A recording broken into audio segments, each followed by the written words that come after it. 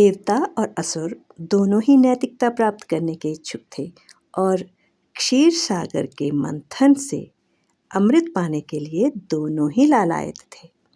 साथ ही वे इस बात से भी अवगत थे कि यह अमृत उन्हें तभी उपलब्ध होगा जब भगवान शिव, जो क्षीर सागर के धारक और नियंत्रक हैं, उन्हें इस मंथन को करने की अनुमति देंगे। प्रणाम दोस्तों, इसी ऐतिहासिक घटना से जुड़े हुए एक प्रत्यक्ष प्रमाण के रूप में मौजूद एक बहुत ही प्राचीन, सुंदर और बहुत ही रमणीक मंदिर के हम लोग आज दर्शन करने जा रहे हैं और इससे जुड़ी हुई सारी कहानी भी मैं आपको बताऊंगी। तो आप इस वीडियो में मेरे साथ जुड़े रहें। अगर आपको यह वीडियो अच्छी लगे तो इसे अवश्य लाइक करें, अपने दोस्तों के साथ शेयर भी करें और मेरा चैनल सब्सक्राइब करें ताकि आपको ऐसी ही जानकारी से भरपूर वीडियोस मिलती रहें। यह प्राचीन मंदिर भारत के जम्मू कश्मीर के श्रीनगर में स्थित है। बहुत ज़्यादा सिक्योरिटी यहाँ पर रहती है क्योंकि ये श्रीनगर है तो थोड़ा सा यहाँ सिक्योरिटी का ध्यान रखना ही पड़ता है और साथ में राजभवन भी है तो राजभवन की सिक्योरिटी तो आवश्यक है ही।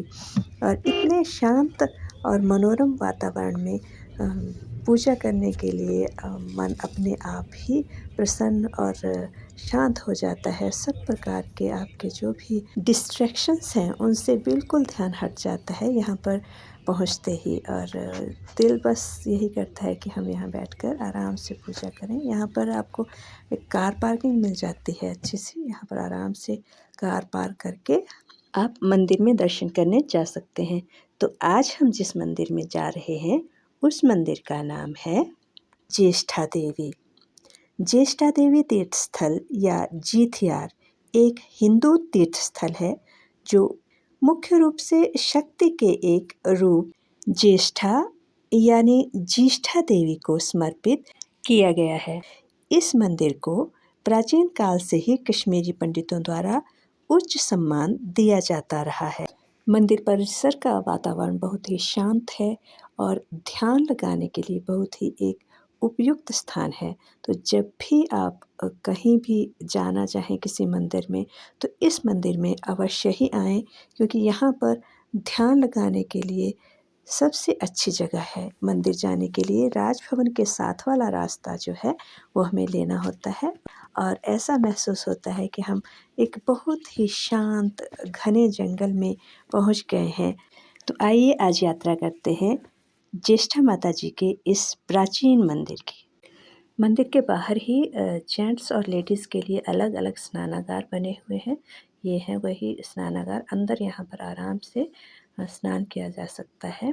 और इसके साथ यहाँ पर ये शॉप्स हैं। यहाँ पर गर्मियों में आपको पूजा का सामान भी मिलता है, चाय पकौड़े वगैरह खाना यहाँ पर आपको मिल जाता है। साथ में यहाँ पर ये जूते वगैरह रखने के लिए और बैठने के लिए भी स्थान है। अधिक ठंड के कारण आजकल यहाँ श्रद्धालुओं की संख्या कम ही होती है। ये मंदिर का प्रवेश द्वार है। हाथ पांव धो करके ही हमें मंदिर में प्रवेश करना चाहिए।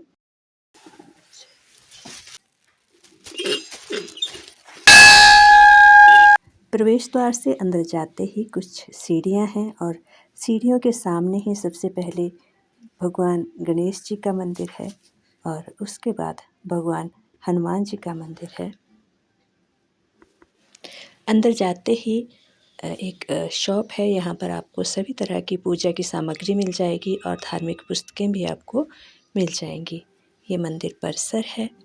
यहाँ पर आप आराम भी कर सकते हैं और ध्यान भी लगा सकते हैं। मंदिर प्रांगण में पौधों को जय माता दी के आकार में लगाया गया है जो बहुत ही सुंदर लगता है। साथ ही अन्य पौधों की भी कटाई और छंटाई बहुत ही अच्छे तरीके से की गई है जिसे देखकर मन बहुत प्रसन्न होता है। आइए अब माता जी के दर्शन करते हैं।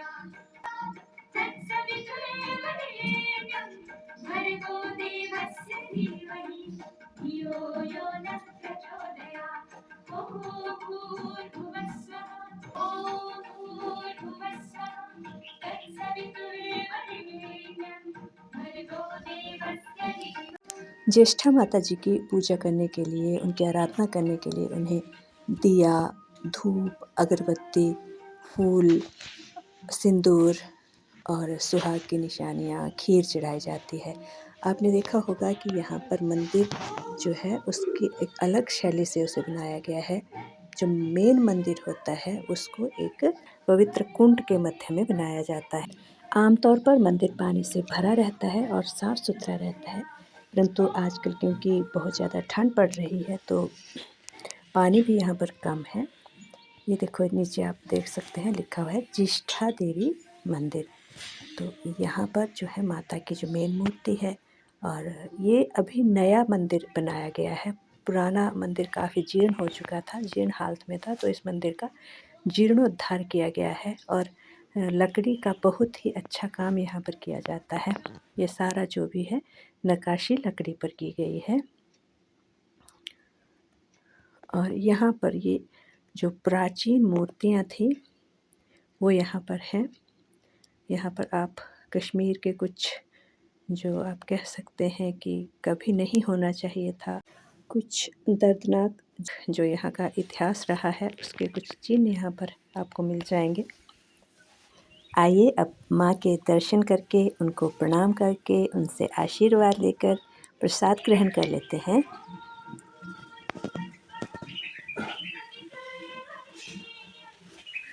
माँ की उत्पत्ति से जुड़ी हुई कहानी इस प्रकार है।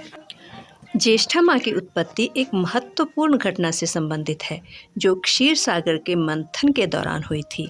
देवता और असुर दोनों ही नैतिकता प्राप्त करने के इच्छुक थे और क्षीर सागर से अमृत पाने के लिए लालायित थे।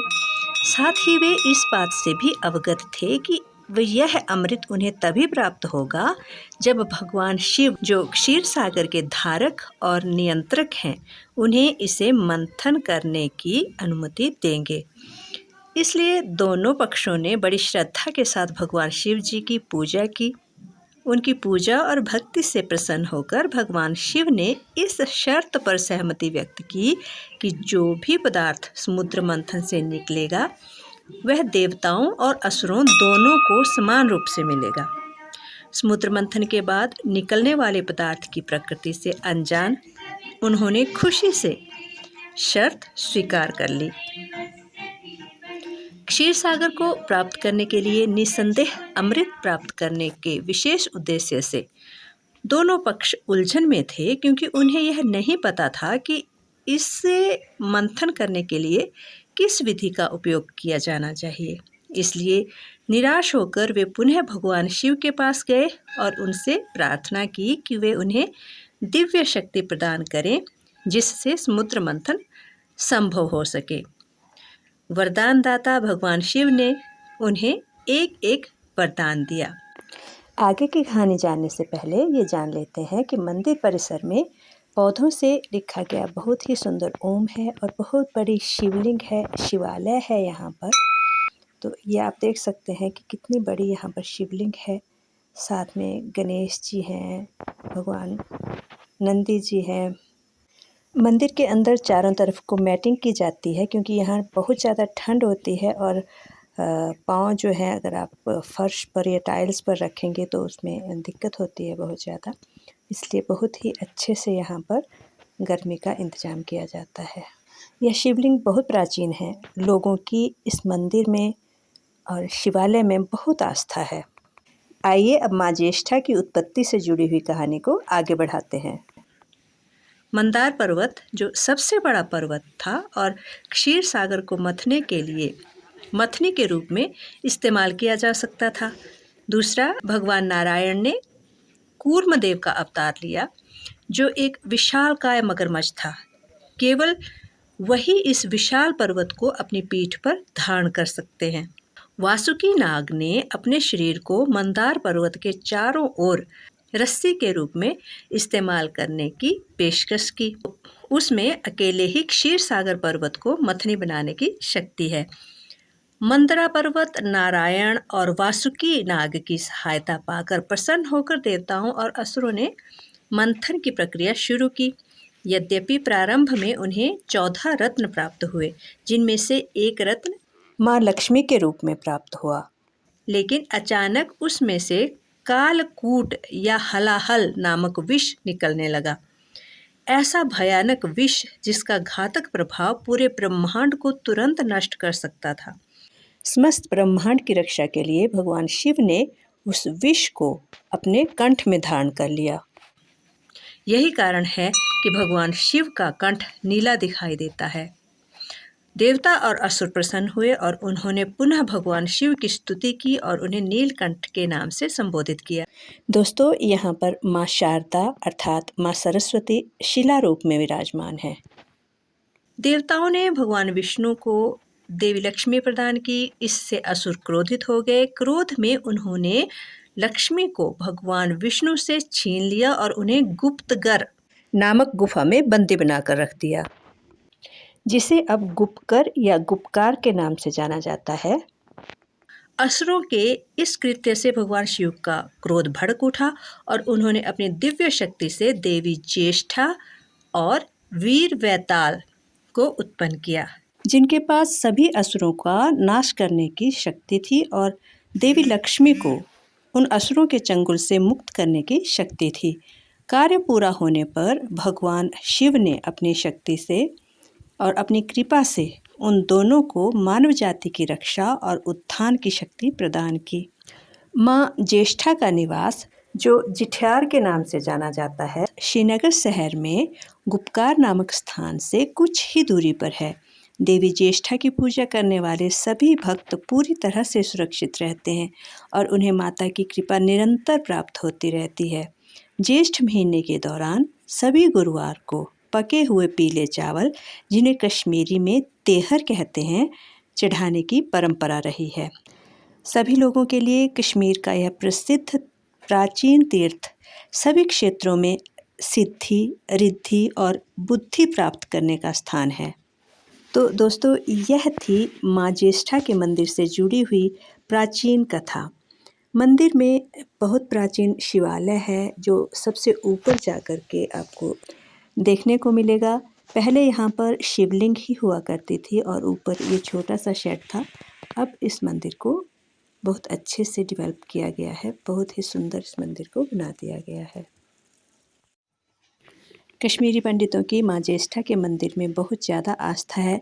वो हमेशा यहाँ पर जब भी कोई मुंडन संस्कार होता है या शादी से पहले यहाँ पर हवन कराया जाता है, वो अवश्य ही इन सब रस्मों को यहाँ करना चाहते हैं।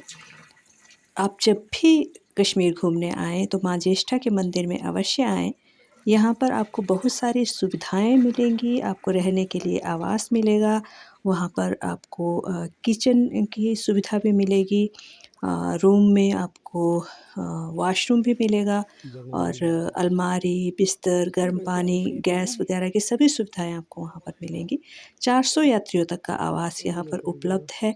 यहाँ पर ध्यान कुटिया भी है, जहाँ संतों और पुण्य यात्रियों के लिए रसोई घर और शौचालय से युक्त पूर्ण सुविधाएं हैं। धार्मिक समारोह यहाँ पर जैसे हवन, यज्ञोपवीत, मुंडन, जरकासाई, कहनेथर आदि अनुष्ठान यहाँ पर किए जाते हैं। लंगर और भंडारा कक्ष भी यहाँ पर है और विशाल हवनशाला यहाँ पर उपलब्ध है। बर्तन, कुकिंग रेंज आदि सभी यहाँ पर बुनियादी सुविधाएं आपको उपलब्ध हो जाती हैं।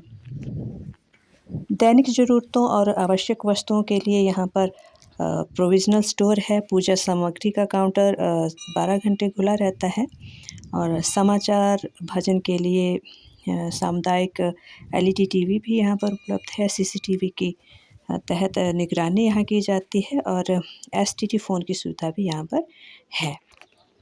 माता ज्येष्ठा के जन्म दिवस के अवसर पर, जो प्रतिवर्ष ज्येष्ठ कृष्ण पक्ष पंचमी को पड़ता है, वार्षिक महायज्ञ बड़ी श्रद्धा और भक्ति के साथ किया जाता है। इस अवसर पर सभी यात्रियों के लिए 3 दिन तक निःशुल्क भोजन और आवास की व्यवस्था रहती है। ज्येष्ठ और आषाढ़ माह में पड़ने वाले 7 गुरुवार को हर वर्ष ज्येष्ठ ब्रसवार के नाम से मनाया जाता है और प्रबंधक समिति सभी यात्रियों और भक्तों को ताहिर यानी पीले चावल, कहवा और कुलचे परोसती है। श्री शंकर जयंती पूजा हर साल बैसाख शुक्ल पंचमी को मंदिर परिसर में की जाती है। प्रत्येक वर्ष चैत्र नवदुर्गा और आषाढ़ नवदुर्गा पूजा मंदिर परिसर में मनाई जाती है। इसमें पूरे भारत और विदेशों से हजारों भक्त शामिल होते हैं। मंदिर परिसर में हर साल महाशिवरात्रि, दीपावली, पन्न पूजा, दशहरा, विनायक चतुर्थी आदि अन्य सभी धार्मिक कार्यक्रम मनाए जाते हैं। ज्येष्ठा संदेश नाम से एक सामुदायिक पत्रिका भी हर 6 महीने में मंदिर समिति की तरफ से प्रकाशित की जाती है। अगर आप मंदिर में आकर ठहरना चाहते हैं तो आपको पहले ही बुकिंग करानी होगी और मंदिर प्रबंधक समिति जेठियार श्रीनगर कश्मीर के कार्यकारी सदस्यों के नाम और संपर्क नंबर जो हैं वो सब आपको वेबसाइट पर मिल जाएंगे। आप वहाँ से पता कर सकते हैं। पहले ही यहाँ बुकिंग करा कर आएँ, क्योंकि बाद में कई बार यहाँ पर जो है कमरे उपलब्ध नहीं होते हैं। बड़े ही जेन्युइन रेट्स पर आपको यहाँ पर कमरे मिल जाते हैं। आप परिवार के साथ यहाँ पर ठहर सकते हैं। दोस्तों, उम्मीद करती हूँ कि आपको वीडियो पसंद आई होगी। अगर आपको वीडियो पसंद आई है तो लाइक करें, अपने दोस्तों के साथ भी शेयर करें और मेरे चैनल को भी सब्सक्राइब कर लें। चैनल में इसी तरह की नई नई जानकारियाँ, नए नए स्थानों की जानकारियाँ आपको मिलेंगी। अगर आप चैनल को सब्सक्राइब करेंगे तो मुझे भी अच्छा लगेगा और अन्य वीडियो बनाने में भी मुझे प्रोत्साहन मिलता है। जब भी कोई नया सब्सक्राइबर मेरे साथ जुड़ता है या मुझे कोई लाइक मिलता है तो आपसे अनुरोध है कि अगर वीडियो आपको अच्छी लगी है तो इसे लाइक अवश्य करें। थैंक यू दोस्तों। खुश रहें और खुशियाँ बांटते रहें। अपने परिवार का ध्यान रखें। अपने रीति रिवाजों और अपनी परंपराओं को भी अपने साथ साथ आगे बढ़ाएं। मिलते हैं किसी नए वीडियो में।